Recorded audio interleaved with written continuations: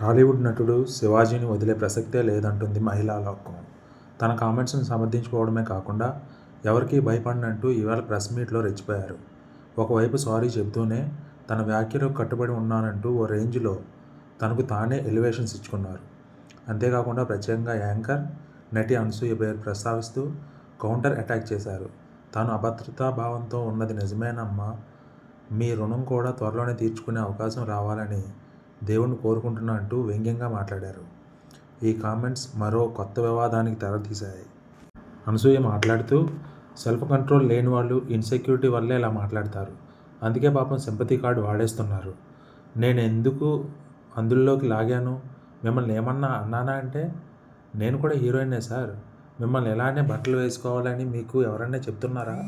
మీరు మా అందరికీ బట్టలు వేసుకోవాలని చెప్పేంత చిన్నపిల్లలం కాదు. మీరు నన్ను లాగలేదు, కానీ కలెక్టివ్గా లాగారు. మీరు ఏదైతే బలంగా చెప్తున్నారో నేను కూడా అదే చెప్తున్నా. మీరే తెలివి గలవాళ్ళు అనుకుంటే సృష్టికి మూలమైన మాకు ఎంత ఉండాలి? మరణశిక్ష వేయండి అన్నారు. అలాంటి వద్దు సార్. నిజంగానే మీకు ఆడవాళ్ళపై గౌరవం ఉంటే అడవి జంతువుల్లా మీద పడడం, ఆ అమ్మాయి అంత అందంగా ఉందని ఆమెను గౌరవించండి అని మగవాళ్ళకి చెప్పండి అని గట్టిగా చెప్పింది. అనసూయ మాట్లాడుతూ, మీరు అన్నట్లు నేను జాలిపడలేదు. నా రుణం తీర్చుకునే అవకాశం దొరకాలి అన్నారు. నాకు మీ సపోర్ట్ అక్కర్లేదు. నా భర్త నాకు సపోర్ట్గా ఉన్నారు.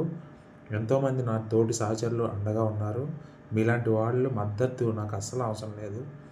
మీరు నాకు ఎంత దూరంగా ఉంటే అంత మంచిది అంటూ స్వీట్ వార్నింగ్ ఇచ్చింది. నా గురించి సోషల్ మీడియాలో ఏం వాగినా, వల్గర్ కామెంట్స్ చేసినా లీగల్ నోటీసులు వస్తాయని హెచ్చరించింది.